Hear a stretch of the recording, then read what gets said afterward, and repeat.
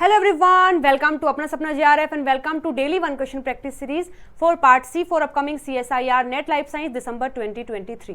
आइए वीडियो शुरू करते हैं और देखते हैं आज कौन से क्वेश्चन को हम प्रैक्टिस करने वाले हैं। तो देखिएगा आज के इस वीडियो में जो क्वेश्चन हमारे सामने है ये आया हुआ है जून 2023 शिफ्ट 2 का क्वेश्चन है और यूनिट नंबर 10 यानी इकोलॉजी का ये क्वेश्चन है। दिया है the figure below represent the fundamental and realise niche of two species. आपको ये जो डायग्राम दिया हुआ है नीचे इसमें बताया है आपको अबाउट द फंडामेंटल और रियलाइज निश के बारे में। Which one of the following option correctly identifies the fundamental niche and realise niche of any one of the species. आपको इस डायग्राम को देखकर बताना है कि इसमें से कौन सा फंडामेंटल निश है और कौन सा रियलाइज निश है। तो इस क्वेश्चन को सॉल्व करने के लिए सबसे पहले आपको पता होना चाहिए कि इन दोनों में डिफरेंस क्या होता है, फंडामेंटल निश में और रियलाइज निश में। ठीक है, चलिए देखते हैं एक बार। तो देखो यहाँ पर ये डायग्राम की हेल्प से मैं आपको समझा देती हूँ। मानो एक पूरा बड़ा जंगल है, उस पूरे जंगल में हर कोई रहता है, जैसे कि एनिमल्स भी रहते हैं, प्लांट्स भी रहते हैं, बैक्टीरिया भी हैं, फंगस भी है, प्रोटोजोआ भी हैं, सभी रहते हैं। ऐसे ही मानो कोई एरिया है, इतना एक एरिया है, उस एरिया में सारे एनिमल्स रहते हैं। तो कौन कौन से, जैसे कि मोर भी है वहाँ पर, खरगोश भी है और कबूतर भी है और मछली भी है, शेर भी है, सांप भी है और ये क्या है, ये भालू भी है और कछुआ भी है और चलो ठीक है, ये जो भी है, मतलब ये पूरा एक एरिया है जिसके अंदर ये सभी रह रहे हैं। तो ये जो पूरा एरिया है ये होता है फंडामेंटल निश और इनके अंदर ये जो ऑर्गेनिज्म रह रहे हैं ये होता है रियलाइज निश। जैसे कि देखो एग्जांपल के लिए हम समझ सकते हैं, मानो ये हमारा घर है, ये हमारा घर है, इस घर में हर एक चीज़ें हैं, जैसे कि यहाँ हमारा मंदिर भी है और ये यहाँ पर कोई रूम भी है, साथ में यहाँ किचन भी है, यहाँ पर हमारा स्टडी रूम भी है और यहाँ पर वॉशरूम भी है, मतलब सब चीज़ें प्रेजेंट है यहाँ। लेकिन जहाँ आप रहते हो वो एरिया ये है, स्टडी जो रूम है आपका, ये वो एरिया है जहाँ पर रहकर आप स्टडी करते हो। हालांकि घर में सारी चीज़ें हैं, किसी को अगर पूछना है कि आप कहाँ रहते हैं तो आप अपना घर का पता देंगे कि ये मेरा घर है, लेकिन उस घर में भी अगर बात करें कि आप कहाँ बैठकर पढ़ते हो तो वो आपका स्टडी रूम है। तो आपका जो पूरा घर है ये तो हो जाएगा फंडामेंटल निश, लेकिन आपका जो स्टडी रूम है ये होता है रियलाइज निश। फंडामेंटल एक पूरा बड़ा एरिया जहाँ प्रोबेबिलिटी है आप मिल सकते हो, लेकिन जो रियलाइज निश है वो एक ऐसा एरिया है जहाँ श्योरिटी है कि आप मिलोगे। ठीक है, तो ये डिफरेंस होता है। जैसे कि आप इस डायग्राम में देख सकते हैं, अगर मुझे देखना हो कि मछली कहाँ मिलेगी तो ऑब्वियसली मछली इस एरिया में मिलेगी, लेकिन इस एरिया में भी कहाँ मिलेगी, यहाँ मिलेगी। तो ये जो एरिया है ये वाला, ये जो एरिया है ये है इसका रियलाइज निश, जबकि ये पूरा जो एरिया है ये है इसका फंडामेंटल निश। इस डायग्राम में भी आप देखेंगे तो जो फंडामेंटल निश होता है ये पूरा बड़ा एरिया है और उसके अंदर जहाँ आप पर्टिकुलरली रहते हैं वो एरिया क्या होता है, रियलाइज निश होता है। ठीक है, आगे और डिफरेंस देखते हैं। देखो जैसे यहाँ कंडीशन क्या है, दोनों में डिफरेंस बताया गया है कि जो रियलाइज निश है और जो फंडामेंटल निश है दोनों में बड़ा कौन होगा, ऑब्वियसली फंडामेंटल निश होगा, क्योंकि अगर घर की बात करें तो पूरा घर बड़ा होता है, उसमें स्टडी रूम छोटा सा होता है। तो यहाँ पर जो साइज है वो रियलाइज निश का स्मॉल होता है, जबकि जो फंडामेंटल निश है उसका वो लार्ज होता है। Competition for resources and predators, तो अगर फंडामेंटल निश की बात करें तो वहाँ पर कोई कॉम्पिटिशन नहीं होता है, जबकि अगर हम बात करें रियलाइज निश की तो वहाँ पर कॉम्पिटिशन होता है।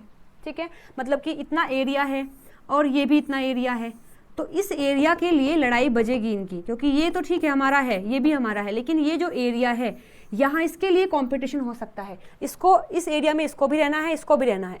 तो यहाँ पर जो कंपटीशन है वो कहाँ होता है, रियलाइज निश में होता है, जबकि फंडामेंटल में कंपटीशन नहीं होता है। लिमिटिंग फैक्टर क्या है, a lot of limiting factors present because a viable population of species is coexisting. No limiting factor ideal environmental for species to live and reproduce. इसमें लिखा है कि फंडामेंटल निश एक तरीके से एक ऐसा एरिया होता है जहाँ पर ये मानकर चला जाता है कि वो पूरा एरिया उस बंदे का है, वहाँ पर वो फ्रीली रह भी सकता है, रिप्रोड्यूस भी कर सकता है, सारे रिसोर्स जो उसके अंदर है वो इस्तेमाल कर सकता है। तो एक तरीके से जो फंडामेंटल निश है वो क्या है, वो उसका कोई भी लिमिटिंग फैक्टर नहीं होता है, वहाँ पर वो आराम से रह सकता है, रिप्रोड्यूस कर सकता है। लेकिन अगर बात करें रियलाइज निश की तो वहाँ क्या है, कॉम्पिटिशन होता है, लिमिटिंग फैक्टर भी होते हैं, क्योंकि वहाँ कुछ स्पीसीज साथ में रह रही होती हैं। यहाँ हम क्या मानते हैं कि वो अकेली रहती है, मजे में रहती है, कोई दिक्कत नहीं है, तो यहाँ कोई कॉम्पिटिशन भी नहीं होगा, साइज भी बड़ा होगा। लेकिन यहाँ अगर बात करें तो कुछ लिमिटिंग फैक्टर होते हैं, जैसे ये देखो देखो हमने देखा था अभी, ये लिमिटिंग फैक्टर हो गया। मानो यहाँ कोई खाने की चीज़ है तो दोनों की लड़ाई हो जाएगी इस खाने के लिए, क्योंकि यहाँ पर जो पॉपुलेशन है वो कोएग्जिस्ट करती है, साथ में रहती हैं, तो लड़ाई तो यहाँ बजनी ही है। ठीक है, नेचर ऑफ नीश क्या है, ये एक्चुअल होता है जबकि ये आइडियल और थियोरेटिकल होता है। मतलब हम मान के चलते हैं कि कोई ऐसा एरिया है जहाँ केवल मैं हूँ, मेरी चीज़ें हैं, मेरी बातें हैं, लेकिन ये एक हाइपोथेटिकल कंडीशन है। अगर हम साथ में रहते हैं तो ऐसा कभी नहीं होगा कि बस मैं अकेली रहूंगी बहुत लंबे समय तक। ठीक है, तो इस तरीके से जो फंडामेंटल नीश है इसको माना जाता है कि एक आइडियल कंडीशन है, हाइपोथेटिकल कंडीशन है। मतलब हम सोच सकते हैं कि ऐसा होगा, लेकिन एक्चुअल में ऐसा नहीं होता है। एक्चुअल में कैसा होता है, एक्चुअल में ऐसा होता है कि दोनों चीज किसी एक चीज़ के लिए दोनों की लड़ाई बज रही है, रहने के लिए, खाने के लिए, पीने के लिए, रिप्रोडक्शन करने के लिए। ठीक है, तो ये एक्चुअल माना जाता है, जबकि ये क्या है, एक आइडियल कंडीशन ली जाती है। यहाँ पर सिनोनिम्स क्या है, इसको हम जो रियलाइज नीश है इसको हम पोस्ट कॉम्पिटिटिव भी बोल सकते हैं, इसको हम प्री कॉम्पिटिटिव भी बोल सकते हैं, ये इनका दूसरा नाम है। ठीक है, तो आई होप ये चीज़ें आपको समझ आ गई होंगी कि क्या डिफरेंस होता है। एक डायग्राम को मैं और समझा देती हूँ। देखो, मानो ये स्पीसीज ए है, ये स्पीसीज ए है, और ये जो है ना अकेली रह रही है, बिल्कुल क्या कर रही है, ये अकेली रह रही है, यहाँ कोई भी अदर स्पीसीज नहीं है। तो स्पीसीज ए के लिए ये जो पूरा एरिया है ये इसका फंडामेंटल नीश है, क्योंकि ये यहाँ पर बिल्कुल अकेली है, सारे रिसोर्स जो है वो इस्तेमाल कर रही है और अकेली रहती है, तो ये क्या है, पूरा इसका फंडामेंटल नीश है। लेकिन जैसे ही यहाँ पर कोई और भी आ जाता है, ठीक है, लेकिन यहाँ पर जो बाकी का एरिया भी आ जाता है, कोई और स्पीसीज भी आती है, तो फिर इसको बोलते हैं कि ये इसका रिलाइज नीश है। तो मतलब यहाँ अगर स्पीसीज ए रह रही है और साथ में कोई और भी स्पीसीज है, तो अब ये क्या हो जाएगा, ये इसका रिलाइज नीश हो जाएगा। ठीक है, तो इसमें क्या है, ये फंडामेंटल नीश है स्पीसीज ए का, और यहाँ अगर कोई और उसके साथ में आकर रहने लग जाए तो ये इसका रिलाइज नीश हो जाएगा, ना कि फंडामेंटल। ठीक है, चलिए तो एक बार अब मैच कर लेते हैं अपने डायग्राम को। तो देखो यहाँ पर आपको दिया है ये डॉट वाला जो है ये P है, जो प्लेन है ये Q है, और यहाँ पर जो लाइनिंग दी है वो R है। तो देखो ये जो पूरा बड़ा एरिया है, ये पूरा बड़ा जो एरिया है ये तो होगा फंडामेंटल नीश, क्योंकि साइज में बड़ा होता है, पूरा एरिया होता है।